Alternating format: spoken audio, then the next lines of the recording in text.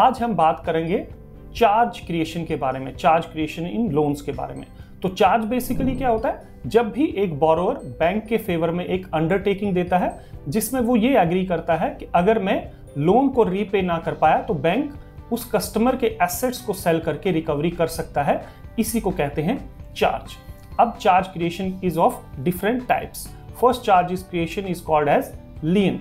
तो लीन क्या होता है, बेसिकली जब भी एक कस्टमर एफडी के अगेंस्ट लोन लेता है और एफडी को एज ए सिक्योरिटी रखता है बैंक के पास, तो इस चार्ज क्रिएशन को लीन कहा जाता है।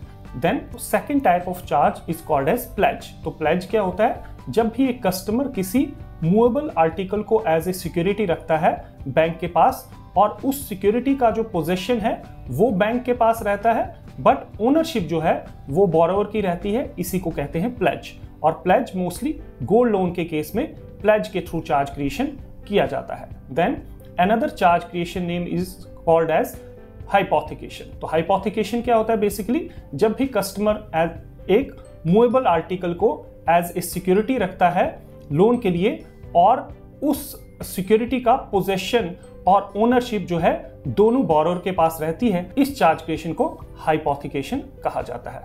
उसके बाद next charge creation is called as mortgage. तो जब भी कस्टमर एक इमूवेबल प्रॉपर्टी को एज ए सिक्योरिटी रखता है लोन के लिए और उस सिक्योरिटी का पोजीशन और ओनरशिप जो है दोनों बोरोवर के पास रहती है, this is called as mortgage. तो this was various type of charge creation and different type of charge creation. Thank you for watching this video and like and share this video as much as you can. Thank you.